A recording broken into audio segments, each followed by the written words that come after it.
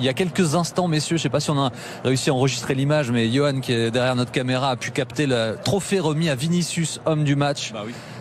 Il a été sacré ce soir. On va regarder son match. Franchement, il est bluffant là. Aujourd'hui, la performance qu'il a, c'est un...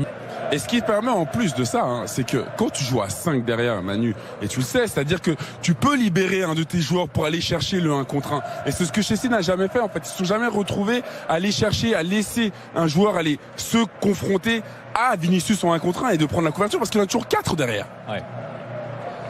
Et rapide comme ça, tu leur donnes jamais la possibilité de prendre de la vitesse avec le ballon. Non. Encore un mot s'il vous plaît au sujet de Vinicius parce que nous l'avions évoqué avant le match, mais la progression de ce garçon, Stéphane, tu rappelais que Benzema lui-même avait été extrêmement dur avec Vinicius. Rappelons que il y a 4 ans maintenant. Ben ouais, mais ça va vite, 4 ans et ça veut simplement dire qu'un jeune joueur, faut jamais le condamner. Faut toujours croire en ses capacités, en sa modification, sa possibilité d'amélioration, de changement. Vous voyez, quand en France, on a par exemple des débats, le niveau n'est pas le même, mais sur Ryan Cherki, tranquille, parce que peut-être qu'il évoluera pas comme évolue Vinicius, mais ce sont des très jeunes joueurs et c'est très Camavinga, il va encore beaucoup progresser aussi. Voilà, c'est des joueurs qui ont 20 ans. Vinicius maintenant, il a effectivement franchi un cap. Et sans doute parce qu'il a aussi beaucoup écouté ceux qui l'entouraient, ses coachs et aussi son partenaire Karim Benzema qui a dû beaucoup compter dans l'évolution personnelle de Vinicius. D'un mot rapide. Surtout pour ajouter, c'est qu'en fait ses prédispositions techniques, athlétiques étaient déjà là. C'était juste de développer son intelligence en fait qui était son problème, de savoir quand jouer les bons coups et pas forcément dribbler à chaque fois. Le match de Camavinga dans un instant, je vous rappelle, reste avec nous à 23h10, on va vous montrer dans quelques secondes le résumé de l'autre 8e du soir entre l'AC Milan et le Napoli. Le Napoli enthousiasmant, l'AC Milan avec Olivier Giroud, vous montre tout ça dans quelques instants. Vinicius, l'homme du match, on l'écoute. Claro. Que hemos jugado hoy muy bien, la presión todo el tiempo como c'est clair, on a super bien joué. La temporada pasada. Y la verdad que hoy uno de los mejores partidos que hemos hecho en la temporada. Les deux mi-temps, franchement, c'est une des meilleures mi-temps que j'ai fait.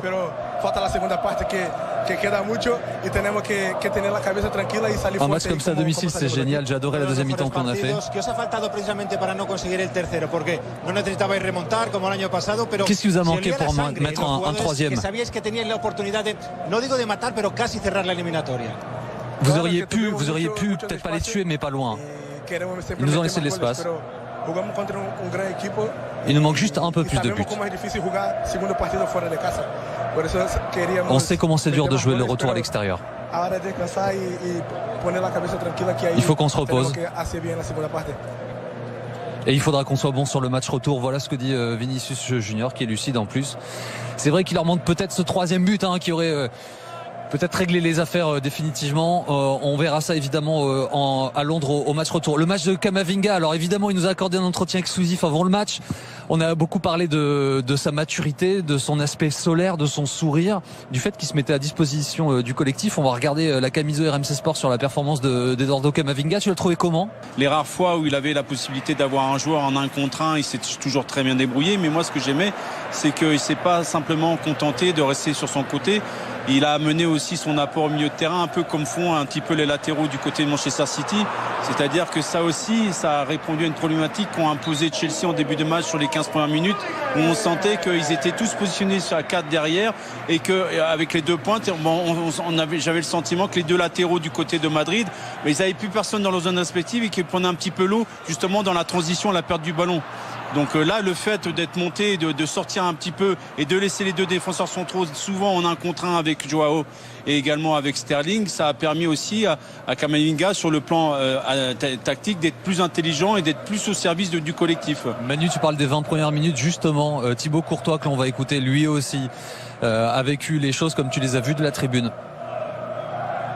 Well, obviously, if you see the first 10-20 minutes, it could have gone either way. Les premières 20 minutes, c'est clair, ils ont fait des bons contres, ils ont été bons, ils ont mis en danger. Mais par la suite, on était meilleur. On a bien défendu. C'est dommage qu'on n'ait pas pu marquer le deuxième plus tôt, mais bon. On aurait peut-être pu en mettre au cas du coup, mais ça aurait changé de résultat évidemment. Le retour sera très dur, mais là on a fait le boulot.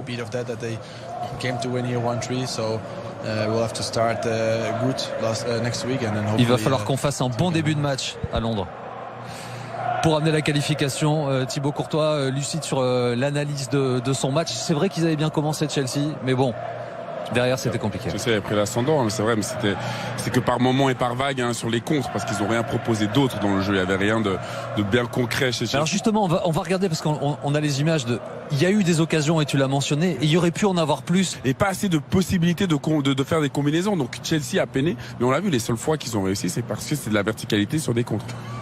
On va regarder aussi le match de N'Golo Kanté parce que on attendait beaucoup du retour du Français. Il a plutôt fait un bon match, Manu, Stéphane, N'Golo Kanté. Un peu esselé au milieu de terrain, abandonné par Enzo et par Kovacic. Oui, j'ai trouvé que tant qu'il avait encore 2 buts, Stéphane, Manu. Bon, évidemment, tout est possible dans le foot.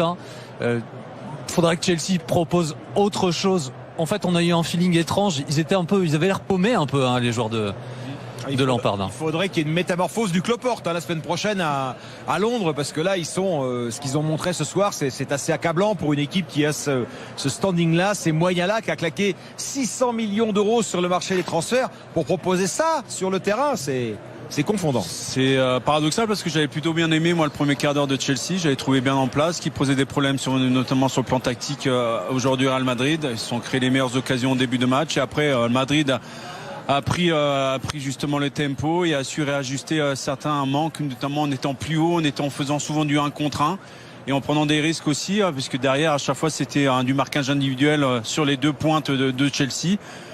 Mais quelque part on a senti qu'ils étaient beaucoup plus sereins sur le plan tactique, mais également sur le plan technique, et ils n'ont jamais su trouver la réponse sur tous les problèmes qu'a pu porter Vinicius dans ce match-là, donc dans la profondeur, mais même dans le mouvement aussi, dans la coordination de mouvement qu'il peut y avoir sur le plan offensif du côté des Real Madrid. Donc effectivement il y a l'espoir peut-être en deuxième période sur le match retour pour Chelsea, mais sincèrement ça fait des semaines qu'il y a une spirale négative, une dynamique négative du côté de Chelsea. Donc ils ont déjà du mal à marquer un but dans un match, alors en marquer 3. 2-0 dans ce contexte, c'est pas mal, Enfin, pour dire les choses vraiment. Ça les maintient en vie, alors qu'ils devraient, logiquement, après la prestation qu'ils ont faite aujourd'hui, ils devraient être éliminés. Et c'est vrai qu'il y a cet espoir-là. Lampard, il a pas gagné des points ce soir, aux yeux de ses propres joueurs, parce qu'on a senti vraiment des joueurs paumés, très très loin de leur niveau. Et Manu, l'attitude de Thiago Silva lorsqu'il fait rentrer Chalobah pour les remettre à 3 derrière. C'est quoi alors le projet? On comprend pas en fait.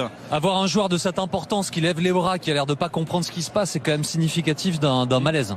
Exactement. Il faut faire attention parce que les plus grosses occasions, en tout cas les plus claires, sont quand même celles de Chelsea, parce qu'on parle d'action, celle de Félix, celle de Sterling qui est dans la zone des 5 mètres, un super arrêt de Courtois. Le Real Madrid a dominé certes, mais ne s'est pas créé des occasions.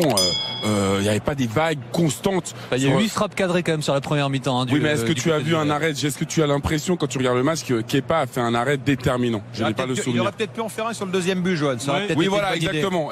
Celui-là, elle passe entre les jambes de Fofana. Il a un peu masqué, elle est compliquée. Mais sinon, tu vois, j'ai pas l'impression. Oui, le Real Madrid a dominé, mais Chelsea. Alors, on va regarder justement comment le Real a fait reculer Chelsea. Et depuis le bord du terrain, ces consignes-là de la part de Carlo Ancelotti, ça se fait comme ça. Il est comme ça. Tu as vu cette image, Il fait juste ça. Il fait juste ça à ses joueurs. Bon, après, Modric et Kroos n'ont pas forcément besoin qu'on leur explique où se déplacer, évidemment, sur un terrain. Mais on voit aussi la différence, Stéphane et Manu, entre une équipe qui est en très grande difficulté, Chelsea, et puis une machine qui, aussi, il faut le rappeler, tactiquement, le 4-3-3 du Real, je sais pas, la dernière fois que ça a joué différemment. Il y a des habitudes évidemment dans un groupe qui se connaît par cœur.